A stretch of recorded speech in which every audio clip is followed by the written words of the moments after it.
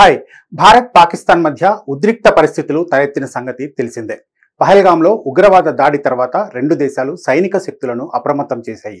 భారత నౌకాదళం తన అత్యంత ఆధునిక విమాన వాహక నౌక ఐఎన్ఎస్ విక్రాంత్ను అరేబియా సముద్రంలో మోహరించింది. దాని సామర్థ్యాలను పరీక్షించింది. దీంతో పాకిస్తాన్ గుండెల్లో రైళ్లు పరిగెడుతున్నాయి. అసలు ఐఎన్ఎస్ విక్రాంత్ పేరెత్తితే పాకిస్తాన్ ఎందుకు వణుకుతోంది? దీని స్పెషాలిటీ ఏంటి? 1971లో ఐఎన్ఎస్ విక్రాంత్ ఏం చేసింది? పాకిస్తాన్పై పైచేయి సాధించడంలో ఐఎన్ఎస్ విక్రాంత్ పోషిస్తున్న పాత్ర ఏంటి? లాంటి అనేక అంశాలను ఈ స్టోరీలో చూద్దాం.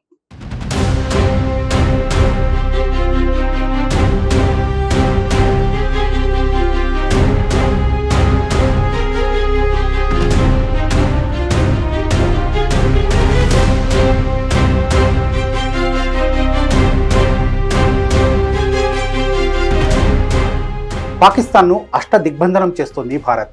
ఇప్పటికే సరిహద్దుల్లో సైన్యాన్ని మోహరించింది, గగనతలాన్ని మూసేసింది, సముద్ర తీర ప్రాంతాన్ని టార్గెట్ చేస్తూ ఐఎన్ఎస్ విక్రాంత్ను రంగంలోకి దించింది. ఐఎన్ఎస్ విక్రాంత్ భారత నౌకాదళంలో ప్రధాన అస్త్రం. అత్యాధునిక సాంకేతికత, స్వదేశీ నిర్మాణం, వ్యూహాత్మక సామర్థ్యాలు ఇందుకు ప్రధాన కారణాలు. ఆత్మనిర్భర్ భారత్కు ఇది చిహ్నమని ప్రభుత్వం చెబుతోంది. కొచ్చి షిప్ యార్డ్ లిమిటెడ్ ఐఎన్ఎస్ విక్రాంత్ను నిర్మించింది. భారత నౌకాదళానికి చెందిన వార్షిప్ డిజైన్ బ్యూరో WDB రూపొందించిన మొట్టమొదటి విమాన వాహక నౌక. ఇది 1999లో ప్రారంభమై 2022 నాటికి పూర్తయింది. ఆ ఏడాది సెప్టెంబర్ 2న ప్రధానమంత్రి నరేంద్ర మోదీ దీనిని నౌకాదళంలో ప్రవేశపెట్టారు. ఐఎన్ఎస్ విక్రాంత్ బలమంతా దాని సామర్థ్యంలోనే దాగి ఉంది. పూర్తి స్వదేశీ పరిజ్ఞానంతో రూపొందిన అత్యంత ఆధునిక విమాన వాహక నౌక ఇది. ఇలాంటి సాంకేతికతను అందిపుచ్చుకోవడం పాకిస్తాన్కు ఎప్పటికీ సాధ్యం కాదేమో. ఐఎన్ఎస్ విక్రాంత్ ఒకేసారి 30 విమానాలను మోసుకెళ్లగలదు. ఇందులో 26 MiG-29K యుద్ధ విమానాలు, కమో 31 AEW హెలికాప్టర్లు, MH-60R ASW హెలికాప్టర్లు, దేశీయంగా తయారు చేసిన అడ్వాన్స్డ్ లైట్ హెలికాప్టర్లు ఉన్నాయి. 12,450 చదరపు మీటర్ల విస్తీర్ణం కలిగిన ఫ్లైట్ డెక్ దీని సొంతం. విమానాలను సమర్థవంతంగా లాంచ్ చేయడానికి, రికవరీ చేయడానికి ఇందులో అత్యాధునిక వ్యవస్థలున్నాయి. దీని యుద్ధ నిర్వహణ వ్యవస్థను టాటా అడ్వాన్స్డ్ సిస్టమ్స్ అభివృద్ధి చేసింది. దీని రాడార్ వ్యవస్థ ఎలాంటి ఉపద్రవాలనైనా ముందే పసిగట్టగలదు, ఎదురుదాడి చేయగలదు. అత్యాధునిక విమాన వాహక నౌకను సొంతంగా నిర్మించుకోవడం ద్వారా అమెరికా, చైనా, రష్యా లాంటి అగ్రదేశాల సరసన చేరింది భారత్. అంతేకాదు, ఆ దేశాల్లో నిర్మించిన విమాన వాహక నౌకలకు ఏమాత్రం తీసిపోని విధంగా ఐఎన్ఎస్ విక్రాంత్ ఎన్నో ప్రత్యేకతలను కలిగి ఉంది. ఐఎన్ఎస్ విక్రాంత్ 262 మీటర్ల పొడవు, 62 మీటర్ల వెడల్పుతో తయారైంది. 45,000 టన్నుల సామర్థ్యం దీని సొంతం. ఇందులో 18 అంతస్తులు, 2,400 కంపార్ట్మెంట్లు ఉన్నాయి. 1,600 మంది సిబ్బంది కూర్చునేలా దీన్ని రూపొందించారు. మరో రకంగా చెప్పాలంటే ఇదొక floating city.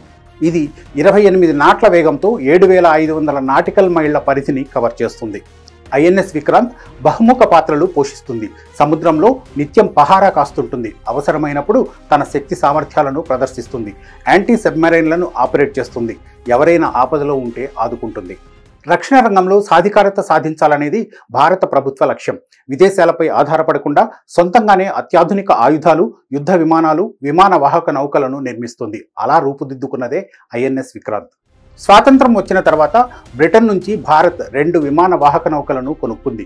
INS Vikrant, INS Virat సుదీర్ఘకాలం పాటు భారత్కు సేవలందించాయి. అయితే 1980ల నాటికి వాటి పని అయిపోయింది. దీంతో 1989లో ఐఎన్ఎస్ విక్రాంత్, ఐఎన్ఎస్ విరాట్లను భర్తీ చేయాలని నిర్ణయించింది. అయితే ఈసారి విదేశాలపై ఆధారపడకుండా సొంతంగానే తయారు చేసుకోవాలనుకుంది.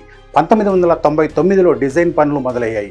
2003లో ఎయిర్ డిఫెన్స్ షిప్ ADSకి ప్రభుత్వం ఆమోదం తెలిపింది. 2009 నాటికి కొచ్చి షిప్ యార్డ్లో పనులు పూర్తయ్యాయి. 2011లో డ్రైడాక్ నుంచి బయటకు తీసుకొచ్చారు. 2013లో లాంచ్ చేసిన ఈ నౌక 2020లో బేసిక్ ట్రయల్స్ పూర్తి చేసుకుంది. 2021లో సీ ట్రయల్స్ కంప్లీట్ చేసుకుంది. 2022 నుంచి పూర్తి స్థాయిలో అందుబాటులోకి వచ్చింది. భారత రక్షణ రంగంలో ఇదొక మైలురాయి. ఐఎన్ఎస్ విక్రాంత్ పేరు వెనుక పెద్ద చరిత్రే ఉంది. ఇది తెలియాలంటే 1971 యుద్ధంలో ఏం జరిగిందో తెలుసుకోవాలి. స్వాతంత్రం వచ్చిన తర్వాత బ్రిటన్ నుంచి 2 విమాన వాహక నౌకలను భారత్ కొనుక్కుంది అని ఇంతకు ముందే చెప్పుకున్నాం కదా. 1957లో కొనుక్కున్న ఒక విమాన వాహక నౌకకు ఐఎన్ఎస్ విక్రాంత్ అని పేరు పెట్టారు. దీన్ని R11 అని కూడా పిలుస్తారు. ఇది 1971లో జరిగిన భారత్ పాకిస్తాన్ యుద్ధంలో కీలక పాత్ర పోషించింది. అప్పుడు దీన్ని చిట్టగాంగ్ వద్ద రీడిప్లాయ్ చేశారు. బంగ్లా స్వాతంత్రం కోసం ఈ నౌకను కేంద్రంగా చేసుకుని పాకిస్తాన్పై దాడులు చేశారు. నాటి ఈస్ట్ పాకిస్తాన్లో పాకిస్తాన్ సైనిక కార్యకలాపాలను తీవ్రంగా అణిచివేశారు. దీన్ని నియంత్రించేందుకు పాకిస్తాన్ ఘాజీ సబ్మరైన్ను బరిలోకి దించింది. అయినా బంగ్లా తీరంలో పాకిస్తాన్ సైనిక కార్యకలాపాలకు చెక్ పెట్టింది. బంగ్లా స్వాతంత్ర పోరాటంలో కీలక పాత్ర పోషించింది. అందుకే దాని సేవలకు గుర్తుగా అత్యాధునిక టెక్నాలజీతో రూపొందిన తాజా విమాన వాహక నౌకకు ఐఎన్ఎస్ విక్రాంత్ అని పేరు పెట్టారు. హిందూ మహాసముద్ర ప్రాంతంలో రక్షణాత్మక వ్యవస్థను రూపొందించుకోవాలనే లక్ష్యంతో భారత్ పనిచేస్తోంది. ఆ లక్ష్యాలను రీచ్ కావడానికి ఐఎన్ఎస్ విక్రాంత్, ఐఎన్ఎస్ విక్రమాదిత్య చాలా కీ రోల్ పోషిస్తున్నాయి. భారత్ వద్ద 2 విమాన వాహక నౌకలు ఉన్నాయి. ఒకటి ఐఎన్ఎస్ విక్రాంత్ కాగా రెండోది ఐఎన్ఎస్ విక్రమాదిత్య. ఇవి 2 సముద్రాల్లో నిత్యం గస్తీ కాస్తున్నాయి. శత్రు దేశాలైన పాకిస్తాన్, చైనా కార్యకలాపాలను నిత్యం పర్యవేక్షిస్తున్నాయి. ముఖ్యంగా ఐఎన్ఎస్ విక్రాంత్ అత్యాధునిక రాడార్, మిసైల్ సిస్టంలతో తిరుగులేని శక్తిగా మారింది. యుద్ధ సమయాల్లో మాత్రమే కాదు, విపత్తులు సంభవించినప్పుడు విక్రాంత్ ఎంతో అండగా నిలుస్తోంది. భారత్ పాకిస్తాన్ మధ్య ఉద్రిక్తతల నేపథ్యంలో ఐఎన్ఎస్ విక్రాంత్ను అరేబియా సముద్రంలో మోహరించింది నౌకాదళం. యుద్ధం వస్తే ఎదుర్కొనేందుకు ట్రయల్స్ కూడా నిర్వహించింది. పహల్గాం దాడి తర్వాత ఐఎన్ఎస్ విక్రాంత్ను అరేబియా సముద్రంలోని కార్వార్ తీరం వద్ద మోహరించారు.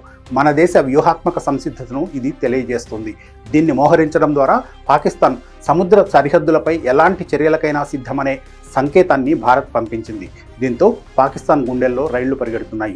1971లో ఐఎన్ఎస్ విక్రాంత్ తమను దెబ్బకొట్టిన తీరును పాకిస్తాన్ ఇంకా మర్చిపోలేదు. అందుకే ఐఎన్ఎస్ విక్రాంత్ పేరు వినిపిస్తేనే పాకిస్తాన్ బెంబేలెత్తిపోతుంది. ఐఎన్ఎస్ విక్రాంత్ భారత నౌకాదళంలో ఒక విప్లవాత్మక ఆస్తి. స్వదేశీ నిర్మాణం, అత్యాధునిక సాంకేతికత, బహుముఖ సామర్థ్యాలు దీనిని భారత రక్షణ రంగంలో కీలకంగా మార్చేశాయి. యుద్ధం వస్తే 1971లో లాగే ఇప్పుడు కూడా పాకిస్తాన్పై పైచేయి సాధించడానికి ఐఎన్ఎస్ విక్రాంత్ తిరుగులేని ఆధిపత్యాన్ని ప్రదర్శిస్తుందనడంలో ఎలాంటి సందేహం లేదు. మరో అంశంతో మళ్ళీ కలుద్దాం. Thank you.